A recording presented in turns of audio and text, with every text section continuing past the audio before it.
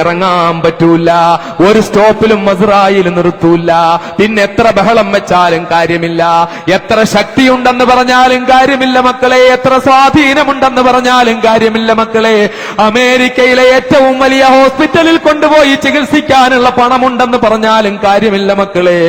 മഹാനായ ഖാബിലുൽ അർവാഹ് മലക്ക് അസ്റായീൽ അലൈഹിസ്സലാമിന്റെ പിടിയിൽ നിന്ന് രക്ഷപ്പെടാൻ കഴിയില്ല മക്കളെ. പിന്നെ ഉള്ളതെന്താ? പിന്നെ നല്ല കാര്യങ്ങൾ ചെയ്തിട്ടുണ്ടെങ്കിൽ ഖബറിലേക്ക് പോയാൽ രക്ഷപ്പെടാൻ പറ്റും.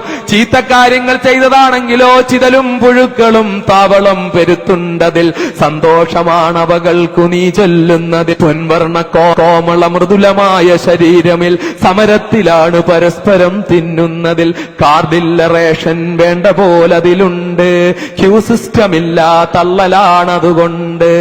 അങ്ങ് പോയി വെച്ചാൽ ആപ്പിൾ പൂ പോലെ മൃദുലമായി നീ സൂക്ഷിച്ചിരുന്ന നിന്റെ പ്രിയപ്പെട്ട ശരീരമുണ്ടല്ലോ, രാവിലെ പുറത്തേക്കൊന്നിറങ്ങുന്നതിന് മുമ്പ് എന്റെ പ്രിയപ്പെട്ട പെങ്ങളെ നീ എത്ര വെട്ടമാ കണ്ണാടിയിൽ നോക്കുന്നത്? ഒരു മരണ വീട്ടിൽ പോകണമെങ്കിൽ നീ നിന്റെ മുഖം എത്ര വെട്ടമാ മിനുസപ്പെടുത്തുന്നത്?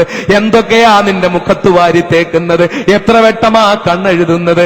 എത്ര വെട്ടമാ മുഖത്ത് കരി കൊണ്ട് കുത്തുന്നത്? എന്തൊക്കെ സാധനങ്ങളാ വാരിത്തേക്കുന്നത്? എത്ര നീ വാരി പൂശുന്നത്? ഇതെല്ലാമായിട്ടേ നീ മയ്യത്ത് കാണാൻ പോലും പോവുകയില്ലെങ്കിൽ പൊന്നുമോളെ, ആപ്പിൾ പൂ പോലെ മൃദുലമായി നീ സൂക്ഷിച്ച നിന്റെ ശരീരമുണ്ടല്ലോ, ഈ പ്രിയപ്പെട്ട നിന്റെ ശരീരം അങ്ങ് ഖബറിലേക്ക് കൊണ്ടുവച്ച് കഴിഞ്ഞാൽ, എന്റെ പ്രിയപ്പെട്ട അനുജന്മാരെ, ഗൾഫ് നാടുകളിൽ നിന്ന് കൊണ്ടുവരുന്ന അത്യന്താധുനികമായ ഫേസിൽ ഇടാൻ പറ്റിയ, മുഖത്തിടാൻ പറ്റിയ അത്യന്താധുനികമായ ക്രീമുകൾ ഇട്ട് മുഖം സുന്ദരമാക്കിക്കൊണ്ടിറങ്ങുന്ന എന്റെ പ്രിയപ്പെട്ട ചെറുപ്പക്കാരാ, ഇസ്രായേൽ വന്നങ്ങ് പിടിച്ചു പോയാൽ പിന്നെ ഈ മുഖം കൊണ്ട് എന്ത് ഗുണമാ ഉള്ളത്? പിന്നെ നീ സൂക്ഷിക്കുന്ന നിന്റെ ശരീരം കൊണ്ട് എന്ത് ഗുണമാ ഉള്ളത്? നീ വെയിൽ തട്ടാതെ കറുക്കാതെ സൂക്ഷിക്കുന്ന ഈ തൊലിയുണ്ടല്ലോ, അതെല്ലാം അങ്ങ് കൊണ്ടുവച്ച് കഴിഞ്ഞാൽ ചിതലും പുഴുക്കളും താവളം പെരുത്തുണ്ടതിൽ. നിന്റെ ശരീരം വന്നിട്ടിങ്ങനെ മത്സരിച്ച് മത്സരിച്ച് തിന്നലാണ്. അതിങ്ങനെ മത്സരിച്ച് യാതൊരു നിയന്ത്രണവുമില്ലാതെ ചിതലും പുഴുക്കളും വന്ന് കടിച്ചു കീറുകയാണ്. ആർക്കാണ് ധൈര്യമുള്ളത് സ്വന്തം പ്രിയപ്പെട്ട ഭാര്യയെ ജീവനേക്കാൾ സ്നേഹിക്കുന്ന എന്റെ പ്രിയപ്പെട്ട അനുജന്മാരെ, സഹോദരന്മാരെ, വിനയപൂർവ്വം ചോദിക്കുക. ഭാര്യ പറയുകയാണ്, എനിക്കൊന്ന് സിനിമ കാണണം, എന്നാലും നീ വാ, നിന്നെ കൊണ്ടുപോകാമെന്ന് പറഞ്ഞ് ബൈക്കിന്റെ പുറകിലിരുത്തിക്കൊണ്ട് പൊന്നാനിയിലെയും കുറ്റിപ്പുറത്തെയും തിയേറ്ററിന്റെ മുന്നിൽ ക്യൂ നിൽക്കുന്ന പ്രിയപ്പെട്ട ചെറുപ്പക്കാരാ, എന്റെ ഭാര്യ പറയുകയാണ്, അവൾക്കൊന്ന് സീരിയൽ കാണാതെ ഉറക്കം വരുന്നില്ല, അതുകൊണ്ട് വീട്ടിലൊരു നല്ല TV വാങ്ങിക്കൊടുക്കണം, അവൾക്ക് സീരിയൽ കാണാൻ സമയവും കൊടുക്കണം. അങ്ങനെ ഭാര്യയ്ക്ക് സീരിയൽ കാണാൻ സമയം കൊടുത്ത്, സീരിയൽ കണ്ടൊഴുകുന്ന കണ്ണുനീരൊപ്പാൻ കർച്ചീഫും വാങ്ങിക്കൊണ്ട് കൊടുത്ത് തന്റെ പ്രിയപ്പെട്ട ഭാര്യ സീരിയലിന്റെ ലോകത്തുകൂടെ വിരാജിപ്പിക്കുന്ന പ്രിയപ്പെട്ട ചെറുപ്പക്കാരാ, നിന്റെ പ്രിയപ്പെട്ട ഈ ഭാര്യ ഉണ്ടല്ലോ, അവൾ ചോദിച്ചതെല്ലാം നീ വാങ്ങിക്കൊണ്ട് കൊടുത്ത്, അവൾ ഇഷ്ടപ്പെട്ട വസ്ത്രങ്ങളെല്ലാം നീ വാങ്ങിക്കൊണ്ട് കൊടുത്ത്, അവൾ ഒരിക്കലും വിശുദ്ധ റമളാനിൽ നിന്നോട് പറഞ്ഞില്ല എനിക്ക് നോമ്പ് പിടിക്കാൻ അവസരം ചെയ്തു തരണമെന്ന് പറഞ്ഞില്ല. ഒരിക്കലും അവൾ നിന്നോട് പറഞ്ഞില്ല നമുക്കൊന്ന് ജമാഅത്തായിട്ട് നിസ്കരിക്കാം എന്റെ പ്രിയപ്പെട്ടവനെ എന്ന് പറഞ്ഞില്ല. ഒരു ദിവസമെങ്കിലും സുബഹിക്ക് നിങ്ങളൊന്ന് ഇമാമ് നിൽക്കുമോ? നിങ്ങളൊന്ന് ഖുർആൻ ഓതുന്നത് കേൾക്കാൻ എനിക്ക് ആഗ്രഹമുണ്ടെന്ന് ഇമാമ് നിൽക്കുമോ? എനിക്കും എന്റെ കുഞ്ഞുങ്ങൾക്കും നിങ്ങളുടെ പുറകിൽ നിന്നൊന്ന് നിസ്കരിക്കണമെന്ന് ആഗ്രഹമുണ്ടെന്ന് പറഞ്ഞില്ല. എനിക്ക് വിശുദ്ധ ഖുർആൻ ഒന്ന് പഠിക്കണമെന്ന് പറഞ്ഞില്ല. എനിക്ക് ഖുർആൻ ഓതാൻ അറിയത്തില്ല, ഞാൻ മംഗളം വായിക്കുന്നു, മനോരമ വായിക്കുന്നു, ഞാൻ വനിത വായിക്കുന്നു, നാനാ വായിക്കുന്നു, എല്ലാം വായിക്കുന്നു, പക്ഷേ എനിക്ക് വിശുദ്ധ ഖുർആൻ ഒന്ന് ഓതാൻ അറിയില്ല, അതുകൊണ്ട് എനിക്കൊന്ന് ഖുർആൻ നിങ്ങളൊന്ന് പഠിപ്പിച്ചു തരുമോ എന്ന് ചോദിച്ചില്ല. എനിക്ക് നിങ്ങൾ എന്നെ ഒന്ന് ഹജ്ജിന് കൊണ്ടുപോകുമോ എന്ന് ചോദിച്ചില്ല. നമുക്കൊന്ന് ഹജ്ജിന് പോയിക്കൂടെ എന്ന് ചോദിച്ചില്ല.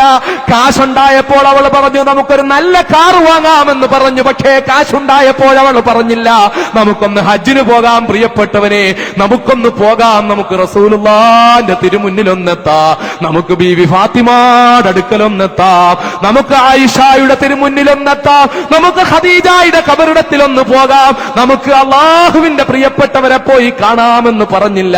നിന്റെ പ്രിയപ്പെട്ടവളെ നിന്നോട് പറഞ്ഞു, നിനക്ക് നീ അവൾക്ക് നല്ല വണ്ടി വാങ്ങിക്കൊടുത്തു, നീ അവൾക്ക് നല്ല TV വാങ്ങിക്കൊടുത്തു, അവളുടെ ജീവിതം മൊത്തം നീ സന്തോഷത്തിലാക്കി കൊടുത്തു. അവള് പറഞ്ഞു എനിക്ക് ഫുൾ കൈയിടാൻ പറ്റില്ല, പർദ്ദ ഇടാൻ പറ്റില്ല. എന്നാ പൊന്നെ വേണ്ട, നീ ഇടണ്ട എന്ന് പറഞ്ഞുകൊണ്ട് വയറ് കാണിച്ചുകൊണ്ട് നടക്കാൻ നീ അനുവാദം കൊടുത്തു, കഴുത്ത് കാണിച്ചുകൊണ്ട് നടക്കാൻ നീ അനുവാദം കൊടുത്തു, തലമറയ്ക്കാതെ നടക്കാൻ നീ അനുവാദം കൊടുത്തു. കൊടുത്തു. ടൂ വീലറിന്റെ പുറകിൽ വെച്ച് നീ അവളെയും കൊണ്ട് റോഡ് നീളെ സഞ്ചരിച്ചു. നാട്ടുകാരുടെ മുന്നിൽ നിന്റെ ഭാര്യ സുന്ദരിയാണെന്ന് നീ കാണിച്ചു. അവരിൽ ചിലര് പർദ്ദയിടുമ്പോഴും തലമറയ്ക്കാതെ നടക്കാൻ നീ പ്രോത്സാഹിപ്പിച്ചു. പർദ്ദയിട്ടുകൊണ്ട് സിനിമാ തിയേറ്ററുകളിൽ പോകാനും നീ അനുവദിച്ചു. ഇങ്ങനെയൊക്കെ നീ സൂക്ഷിച്ചതിന്റെ പ്രിയപ്പെട്ട ഭാര്യയുണ്ടല്ലോ. നീ നല്ല നല്ല ഹെയർ ക്രീമുകൾ വാങ്ങിക്കൊടുത്ത ഭാര്യ, നീ നല്ല നല്ല ഫേസ് വാഷുകൾ വാങ്ങിക്കൊടുത്ത ഭാര്യ, നല്ല നല്ല യൗവനം കാത്തു സൂക്ഷിക്കാൻ പറ്റിയ മരുന്നുകൾ വാങ്ങിക്കൊടുത്ത ഭാര്യ. ആ ഭാര്യ ഒരു ദിവസം നോക്കുമ്പോൾ എന്റെ ഭാര്യയ്ക്ക് എഴുന്നേക്കാൻ വയ്യ, ശരീരത്തിന് അസ്വസ്ഥത. ഡോക്ടറെ കാണാൻ കൊണ്ടുപോയി. പൊന്നാനിയിലെ ഡോക്ടർ പറഞ്ഞു ഒന്ന് മൗലാനായിൽ കൊണ്ടുപോ. അവിടുത്തെ ഡോക്ടർ പറഞ്ഞു ഒന്ന് മിംസിൽ കൊണ്ടുപോ. അവിടുത്തെ ഡോക്ടർ പറഞ്ഞു ഒന്ന് കിംസിൽ കൊണ്ടുപോ. അവിടെ ചെന്നപ്പോ പറഞ്ഞു ഭാര്യയ്ക്ക് ബ്ലഡ് ക്യാൻസറാ, പെട്ടെന്ന് വെല്ലൂരേക്ക് കൊണ്ടുപോ.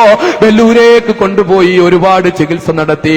തന്റെ പ്രിയപ്പെട്ട ഭാര്യയുണ്ടല്ലോ, നീ സുന്ദരമായിട്ട് കൊടുത്ത നൈൽ പോളിഷ് കൊണ്ട് സൂക്ഷിച്ചിരുന്ന നഖം സൂക്ഷിച്ചിരുന്ന പ്രിയപ്പെട്ട ഭാര്യ, നീ വാങ്ങിക്കൊടുത്ത സാധനം കൊണ്ട് ചുണ്ടു ചുമപ്പിച്ചിരുന്ന ഭാര്യ, നീ വാങ്ങിക്കൊടുത്ത കൺമഷി കൊണ്ട് കണ്ണ് കറുപ്പിച്ചിരുന്ന ഭാര്യ, നീ കൊടുത്തിരുന്ന വസ്ത്രം കൊണ്ട് ശരീരം മറയാതെ വസ്ത്രം ഉടുത്തു എന്ന് വരുത്തിയിരുന്ന ഭാര്യ, അവൾ മാരകമായ രോഗത്തിന് അടിമപ്പെട്ടങ്ങ് മരിച്ചുപോയി. അതല്ലെങ്കിലോ രോഗമൊന്നും വേണ്ട, ഒരു ദിവസം രാവിലെ നീ ചെന്ന് വിളിക്കുമ്പോൾ എഴുന്നേക്കുന്നില്ല, മരിച്ചുപോയി. എന്റെ പ്രിയപ്പെട്ടവനെ, നിന്റെ പ്രിയപ്പെട്ട ഭാര്യയുടെ മയ്യത്ത് കൊണ്ടുപോയി ഖബറിൽ വെച്ചിട്ട് ആ പ്രിയപ്പെട്ട ഭാര്യയുടെ മുന്നിൽ നിന്ന് നീ ഇങ്ങ് തിരിച്ചു പോന്നിട്ട് നിനക്കുറക്കം വരുന്നില്ല, നിനക്കുറക്കം വരുന്നില്ല. ഉറങ്ങാത്ത രാത്രികൾ 1 കഴിഞ്ഞു, 2 കഴിഞ്ഞു, 3 കഴിഞ്ഞു, 3-4 ദിവസം കഴിഞ്ഞപ്പോൾ നിനക്കൊരാഗ്രഹം, എനിക്കെന്റെ പൊന്നുമോളുടെ പ്രിയപ്പെട്ടവളെ, തന്റെ സർവസ്വവുമായിരുന്ന പ്രിയപ്പെട്ടവളുടെ മുഖമൊന്ന് കാണണമ്മ, കണ്ണൊന്ന് കാണണമ്മ, ചുണ്ടൊന്ന് കാണണം. അതൊന്ന് കാണാനുള്ള അദമ്യമായ ആഗ്രഹത്തോട് ആർക്കെങ്കിലും ധൈര്യമുണ്ടോ? പള്ളിക്കാട്ടിലേക്ക് പോകാൻ ധൈര്യമുണ്ടോ? ഖബറിന്റെ പുറത്തുനിന്ന് മണ്ണ് മാറ്റാൻ ധൈര്യമുണ്ടോ? ഖബറിന്റെ പുറത്തെ പലക മാറ്റാൻ ധൈര്യമുണ്ടോ? ആ വെള്ളത്തുണി കൊണ്ട് മൂടിയിരുന്ന ആ ശരീരം നീ ഒന്ന് നോക്കാനുള്ള ധൈര്യമുണ്ടോ? എന്നാൽ എന്റെ പ്രിയപ്പെട്ട സഹോദരാ, നിന്റെ പ്രിയപ്പെട്ട ഭാര്യയുടെ നീ വാങ്ങിക്കൊടുത്ത കൺമഷി കൊണ്ട് കറുപ്പിച്ചിരുന്ന കണ്ണ്, അവിടെ 2 ഗുഹയാണ് നിനക്ക് കാണാൻ കഴിയുക. നീ കൊടുത്ത സാധനം കൊണ്ട് ചുവപ്പിച്ചിരുന്ന ചുണ്ട്, അവിടെയെല്ലാം പല്ലുകൾ തള്ളി നിൽക്കുന്നതാ നിനക്ക് കാണാൻ കഴിയുക. കാതുകൾ ചെതലുകൾ കടിച്ചു നിന്നിട്ട് അവിടെ വികൃതമായിരിക്കുന്നതാ നിനക്ക് കാണാൻ കഴിയുക. കാർഡില്ല റേഷൻ വേണ്ട പോലെ അതിലുണ്ട്, ക്യൂ സിസ്റ്റം ഇല്ല, തള്ളലാണതുകൊണ്ട്. അവിടെ ആരും നിയന്ത്രിക്കാനില്ലാത്ത, അവിടെ APL BPL വ്യത്യാസമില്ലാത്ത, കാർഡ് വേണ്ടാതെ ക്യൂ ഇല്ലാതെ നിന്നിട്ട് ഇങ്ങനെ തിന്നുകയാണ്. ചിതലും പുഴുക്കളും ഇങ്ങനെ കടിച്ച് കടിച്ച് കടിച്ച് പറിച്ച് തിന്നുകയാണ്. ആ ഖബറിന്റെ ഭീകരതയിൽ രക്ഷപ്പെടാൻ കഴിയണം മക്കളെ. വാപ്പായെ കൊണ്ട് ഖബറിലടക്കിയിട്ട്, ഉമ്മായെ കൊണ്ട് ഖബറിലടക്കിയിട്ട്, വിലപിടിപ്പുള്ള വാഹനത്തിൽ, വിലപിടിപ്പുള്ള കാറിൽ ഖബറിന്റെ മുമ്പിലൂടെ ചീറിപ്പാഞ്ഞു പോകുമ്പോൾ ഒന്ന് നിർത്തി ഒരു അസ്സലാമു അലൈക്കും പോലും നിന്റെ വാപ്പാക്ക് പറയാതെ പോകുന്ന പ്രിയപ്പെട്ട മോനെ, നീയും നാളെ ഈ ഖബറിലേക്ക് പോകേണ്ടവനാ. നിന്റെ മക്കളും ഖബറിലേക്ക് പോകേണ്ടതാ. ഖബറിന്റെ ഏകാന്തത ഭീകരമാ. ആ ഭീകരമായ ഖബറിന്റെ ഏകാന്തതയില്, ആ ഭീകരമായ ഖബറിന്റെ ഏകാന്തതയിലേക്ക് പോകേണ്ടി വരുമ്പോൾ നിന്നെ രക്ഷിക്കാൻ ഈ സിനിമാ തമ്പുരാക്കന്മാർക്ക് കഴിയില്ല മക്കളെ. നിന്നെ രക്ഷിക്കാൻ ആർക്കും കഴിയില്ല മക്കളെ. അതുകൊണ്ട് നീ അല്ലാഹുവിലെ